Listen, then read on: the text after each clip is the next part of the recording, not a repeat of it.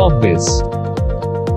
Hello viewers, welcome to Corpbiz. My name is Shalin Verma and today in this video we will understand why do companies need an Environment Health Safety Due Diligence Service or EHSDD. So let's start the video with the basics. Environment Health Safety Due Diligence is a process that assists an organization in recognizing potential hazards, minimizing the legal responsibilities and decreasing the transaction cost of the business. It also presents an opportunity to pinpoint the future performance enhancements. The accurate cost, worth, or effect of the environmental health and safety management is not typically reflected in a company's financial statements.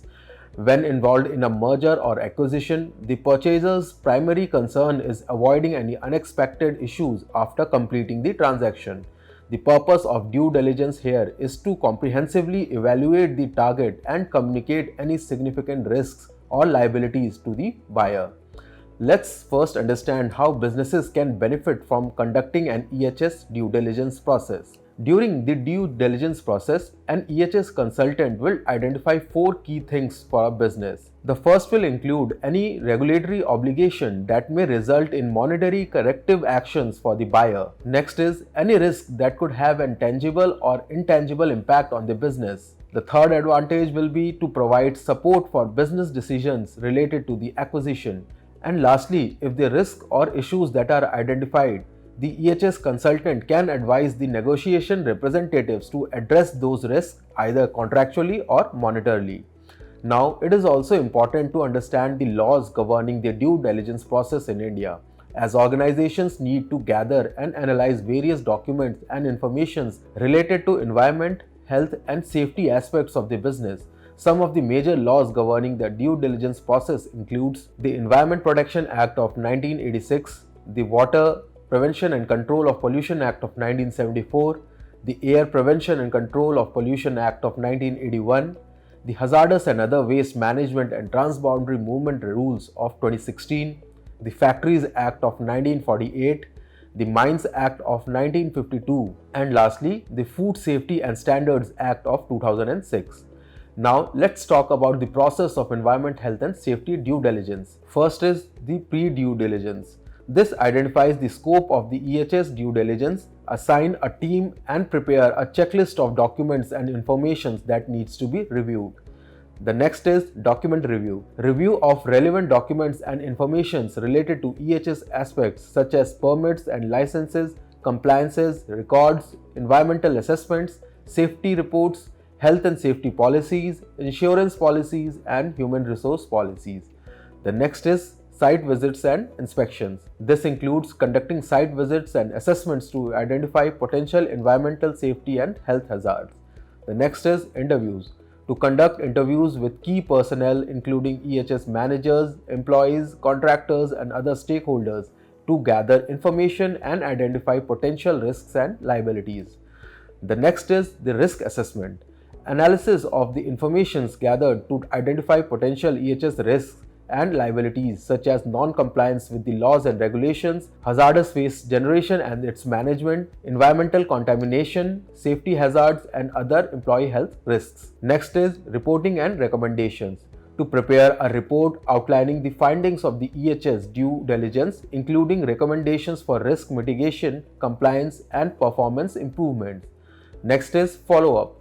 To monitor the implementation of recommendations and provide ongoing support as necessary. Now, let's talk about the requirements for conducting an EHS due diligence. So, these will include the basic information about the target company, including its organizational structure, history, and ownership. Next is financial data such as audited financial statements, tax returns, and other financial reports. The next is important business agreements such as contracts with suppliers, customers and employees.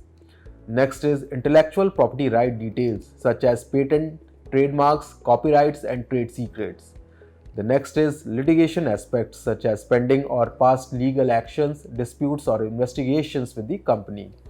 The next is marketing information including market share, competition and customer demography. Next is internal control check system that includes policies, procedures and monitoring mechanisms. Now some details on various aspects are also needed. These include taxation aspects such as tax compliance, liabilities and refunds, insurance coverage including policies, claims and liabilities, environmental aspects including compliance with environmental regulations, pollution prevention measures, and environmental risk factors.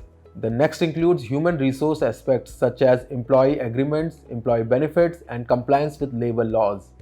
Next is cultural aspects including corporate culture, employee relations, and stakeholder perceptions. Now, before ending this video, let's take a recap of what we have learned. So, EHS due diligence is a crucial process for organizations to identify and assess the risks, liabilities, and opportunities associated with their environment, health, and safety management.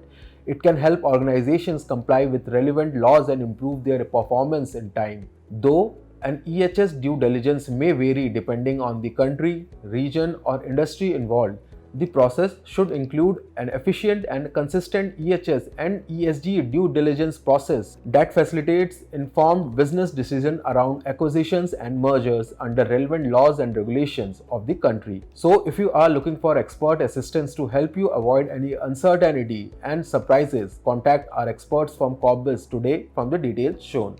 Our team of due diligence experts with experience in identifying, assessing, and prioritizing any environment, health, and safety risks can help you monitor and control any potential negative impacts on your business and capitalize on potential opportunities through a cost-effective and efficient due diligence process. So that was all for today's video. Remember to like this video if you found it helpful. Thank you for watching.